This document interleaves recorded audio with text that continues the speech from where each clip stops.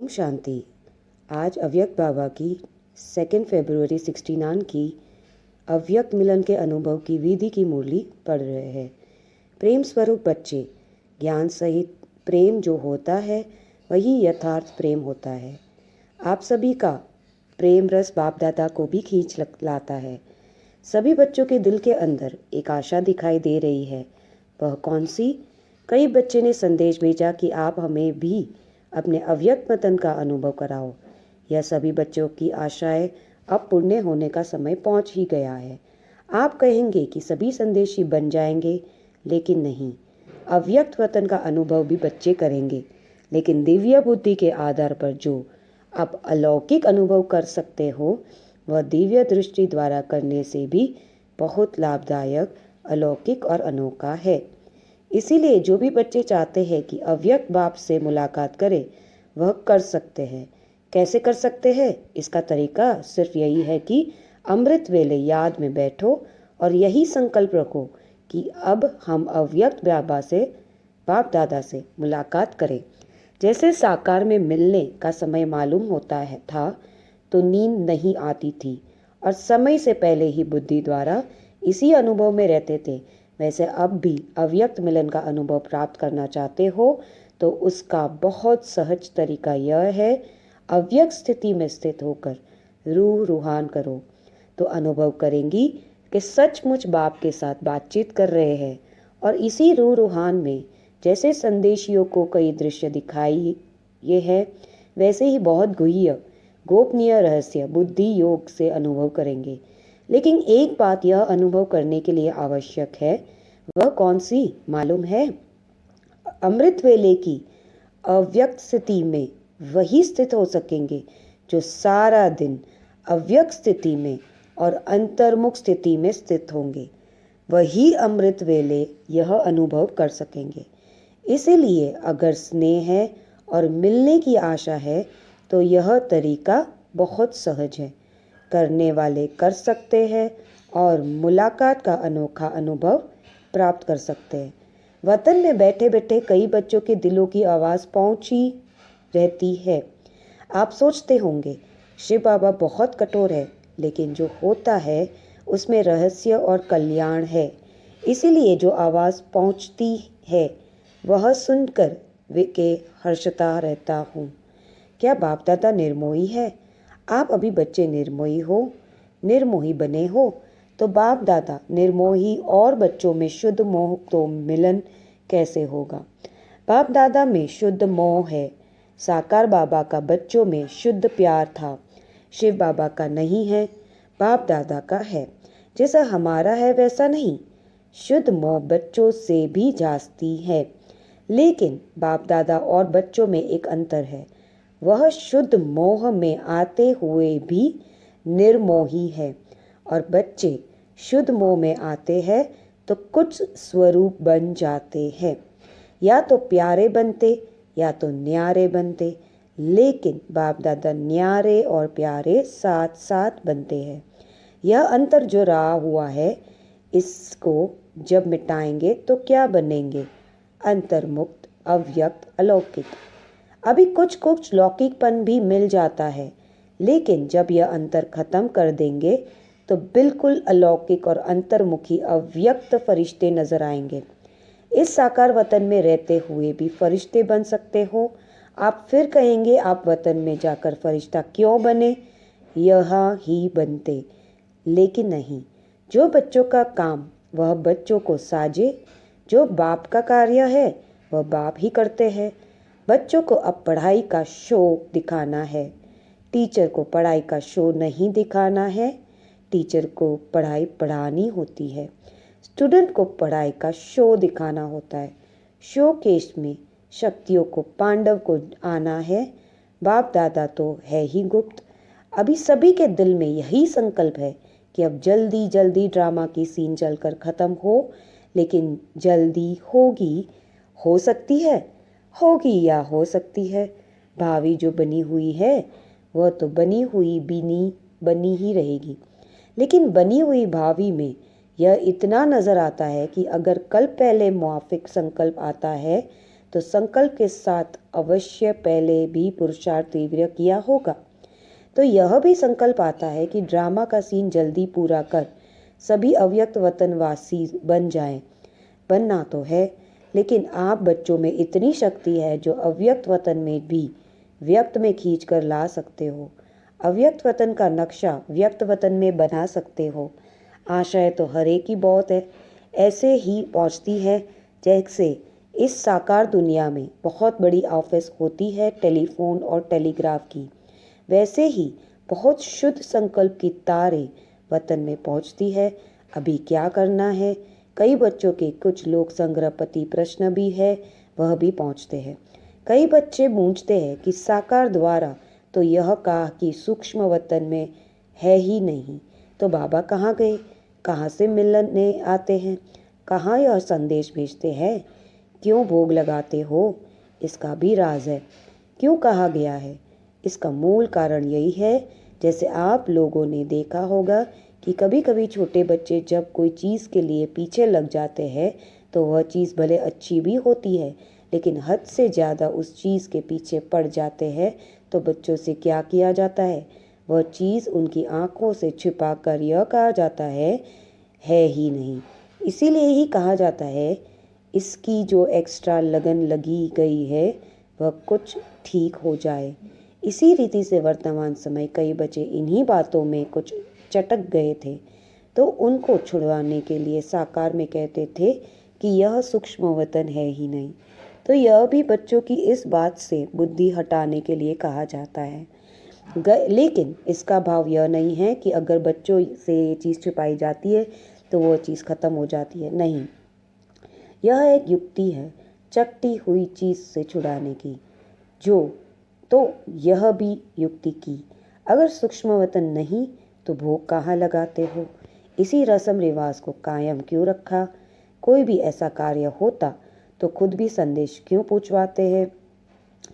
तो ऐसे भी नहीं कि सूक्ष्म वतन नहीं है, सूक्ष्म वतन है, लेकिन अब सूक्ष्म वतन में आने जाने के बजाय स्वयं ही सूक्ष्म वतनवासी बनना है। यही बाप दादा की बच्चों में आशा है। आना जाना ज़्यादा नहीं होना चाहिए, यह यथार्थ है।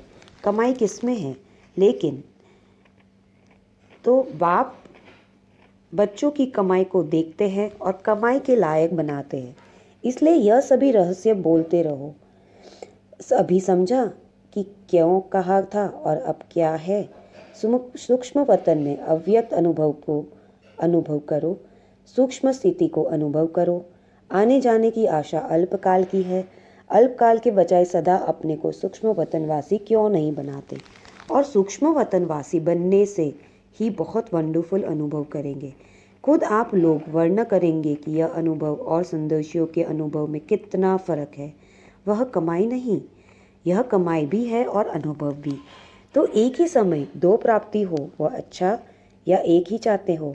और कई बच्चों के मन में यह भी प्रश्न है कि ना मालूम जो बाप दादा कहते हैं कि सभी को साथ में ले जाएंगे, अब वह तो चले गए, लेकिन वह चले गए हैं, मुक्ति धाम में ना जा नहीं सकते सिवाय बारात व बच्चों के। बारात के बिगर अकेले जा सकते हैं? बारात तैयार है, यही सुना है। अब तक की बारात के साथ ही जाएंगे। जब बारात ही सज रही है तो अकेले कैसे जाएंगे? अभी तो सूक्ष्म वतन में ही अव्यक्त युग से स्थापना का कार्य चलता रहेगा। जब तक स्थापना का कार्य समाप्त नहीं हुआ तब तक बिना कार्य सफल किए हुए घर नहीं लौटेंगे। साथ ही चलेंगे और फिर चलने के बाद क्या करेंगे मालूम है? क्या करेंगे? साथ चलेंगे और साथ रहेंगे। आप बच्चों का जो गीत है, कभी भी हाथ और साथ ना छूटे, तो बच्चों का भी वायदा है तो बाप का भी वायदा है। बाप अपने वायदे से बदल नहीं सकते। और भी कोई प्रश्न है? यूँ तो समय प्रति समय सब स्पष्ट होता ही जाएगा। कईयों के मन में यह भी है कि ना मालूम जन्म होगा, वह क्या होगा? जन्म होगा जैसे आपकी मम्मा का जन्म हुआ वैसे होगा। आप बच्चों का विवेक क्या कहता है? ड्रामा की भावी को देख सकते हो, थोड़ा थोड़ा देख सकते हो। जब आप लोग सबको कहते हो कि हम त्रिकालदर्शी बाप के बच्चे हैं, तो आने वाले काल को नहीं जानते हो। आपके मन में विवेक अनुसार क्या होना चाहिए? अव्यक्त स्थिति में स्थित होकर हाँ व ना कहो तो जवाब निकला आएगा। तो बहुत करके सभी का यही विचार था कि नहीं होगा। आज ही उतर जाते हो या बाद में? हलचल तो नहीं जम रही है। यह भी एक खेल रचा था। छोटे छोटे बच्चे तालाब में पत्थर मारकर उनकी लहरों से खेलते हैं, तो यह भी एक खेल है। बाप तुम सभी के विचार सागर के प्रश्नों के पत्थर फेंक रह कर तुम्हारे बुद्धि रूपी सागर में लहर उत्पन्न कर रहे हैं।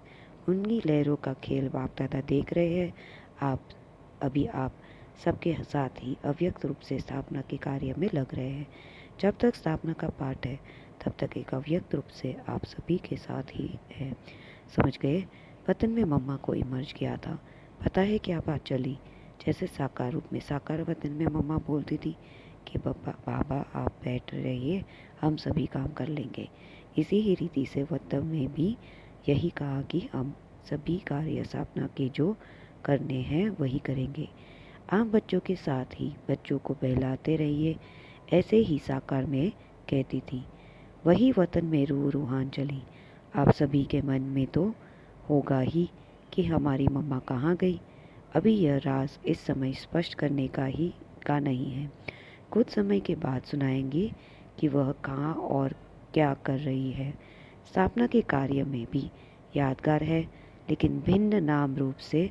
अच्छा, अब तो टाइम हो गया। आज वतन से दूर से ही सवेरे से खुशबू आ रही थी। देख रहे थे कि कैसे स्नेह से चीज़ बना रहे हैं। आपने देखा, भंडारे में चक्र लगाया, चीज़ों की खुशबू नहीं, स्नेह की खुशबू आ रही थी। यह स्नेह की अविनाशी बनता है। अविनाशी स्नेह है ना, याद हर एक की पहुँचती है। उसका रेस्पॉन्ड लेने के लिए अवस्था चाहिए। रेस्पॉन्ड फ़ौरन मिलता है। जैसे साकार में बच्चे पापा कहते थे तो बच्चों को रिस्पॉन्ड मिलता था, तो रिस्पॉन्ड अब भी फ़ौरन मिलता है।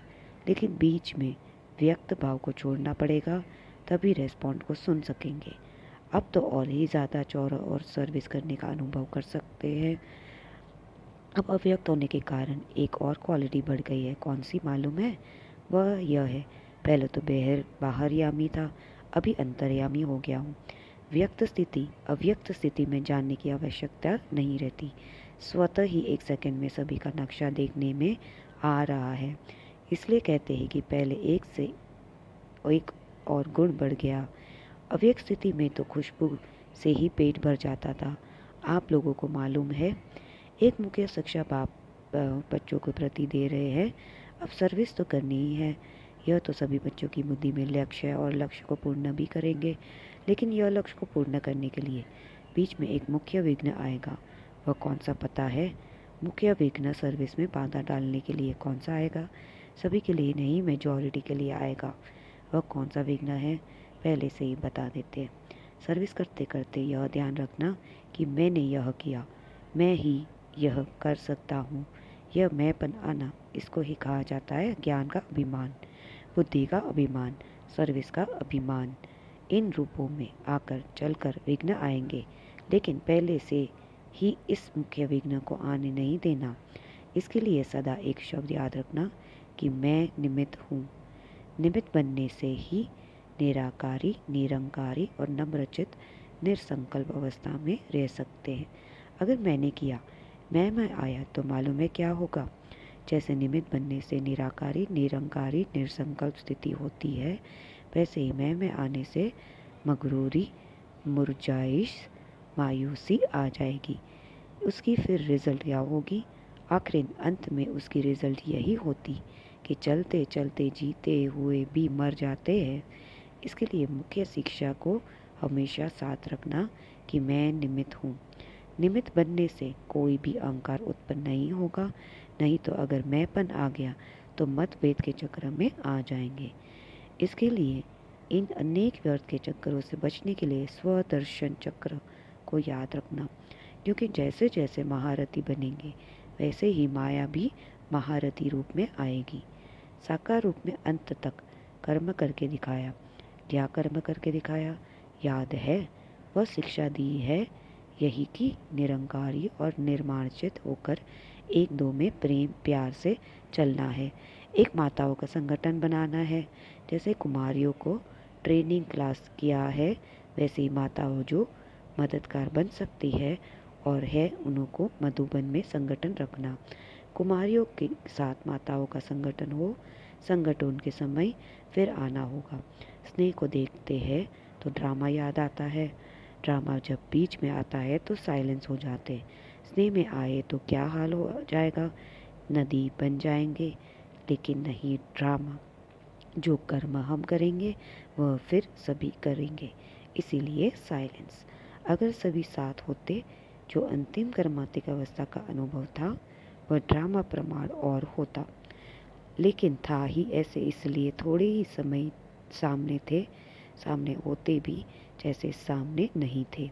स्नेह तो वतन में भी है और रहेगा, अविनाशी है ना। लेकिन जो सुनाया कि स्नेह को ड्रामा साइलेंस में ले जाता है और यही साइलेंस शक्ति को लाएगी, फिर वहाँ साकार में मिलन होगा। अभी अव्यक्त रूप में मिलते हैं, फिर साकार रूप में सत्युग में मिलेंगे। वह सीन तो याद आती है ना, खेलेंगे, पाठशाला में आएंगे, मिलेंगे। अब नूरे रतन सत्युग के सीनरी वतन में देखते रहते हो। जो बाप देखते हैं वह बच्चे भी देखते रहते हैं और देखते जाएंगे। अब तो ज्वाला रूप होना है। आपका ही ज्वाला रूप को यादगार है। पता है ज्वाला देवी भी है। वह कौन सी? यह सभी शक्तियों का ज्वाला रूप देवी बनना है। ऐसी ज्वाला प्रज्वलित करनी है जिस ज्वाला में यह कलयुगी संसार जलकर भस्म हो जाएगा। अच्छा, विदाई के समय सभी सेंटर्स के अव्यक्त स्थिति में स्थित हुए नूरे रत्नों को बाप व दादा का अव्यक्त याद प्यार स्वीकार हो। याद साथ जो इशारा दिया है उसको जल्दी से जल्दी जीवन में लाने का तीव्र पुरुषार्थ करना है। अच्छा, गुड नाइट। सभी शिव शक्ति और पांडवों प्रति बाप को नमन।